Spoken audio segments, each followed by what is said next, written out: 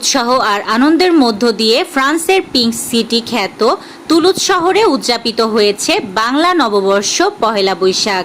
৮ তারিখ রোববার দিনব্যাপী স্থানীয় একটি পার্কে বাংলাদেশি প্রবাসী খ্রিস্টান অ্যাসোসিয়েশন তুলুজ ফ্রান্সের উদ্যোগে অনুষ্ঠিত হয় এ অনুষ্ঠান। আয়োজিত অনুষ্ঠানে এ সময় বিপুল সংখ্যক প্রবাসীরা তাদের পরিবার পরিজন নিয়ে স্বতঃস্ফূর্তভাবে অংশগ্রহণ করেন।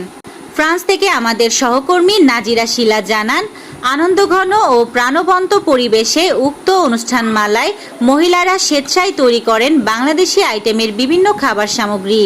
এর মধ্যে ছিল বাঙালিদের ঐতিহ্যবাহী খাদ্য পান্তা ভাত, ইলিশ ভাজা, বিভিন্ন পদের ভর্তা, নিমকি, মুরলি, মোয়া, গজা ইত্যাদি।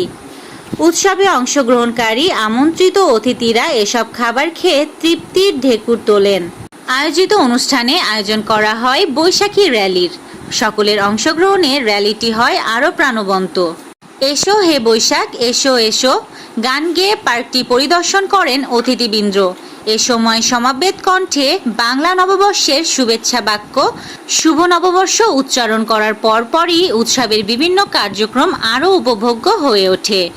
মহিলাদের হরেক রঙের শাড়ি এবং পুরুষদের বাঙালি পোশাক, মঙ্গল শোভাযাত্রা, নাচ গান, বাচ্চাদের খেলাধুলা, বাংলা ভাষার কোলাহল সহ বিভিন্ন কর্মকাণ্ড বহু ফরাসি ও ভিনদেশি মানুষের নজর কাড়ে।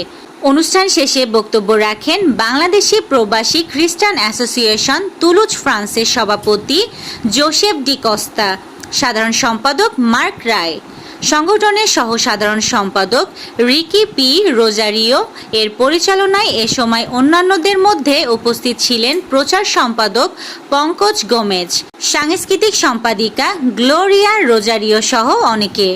এ সময় বক্তারা বলেন, পহেলা বৈশাখ সকল বাঙালির প্রাণের উৎসব।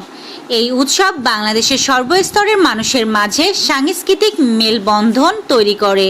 প্রবাসে অবস্থানরত সকল বাঙালিকে নিজস্ব ঐতিহ্য সংস্কৃতি তুলে ধরতে এবং বাংলাদেশের ভাবমূর্তি আরও উজ্জ্বল করতে এ ধরনের অনুষ্ঠান আরও বেশি করা উচিত। ফ্রান্স থেকে আমাদের সহকর্মী নাজিরা শিলার প্রতিবেদনে ছিলাম আমি ইয়াসমিন আক্তার, সুরমা টিভি 24।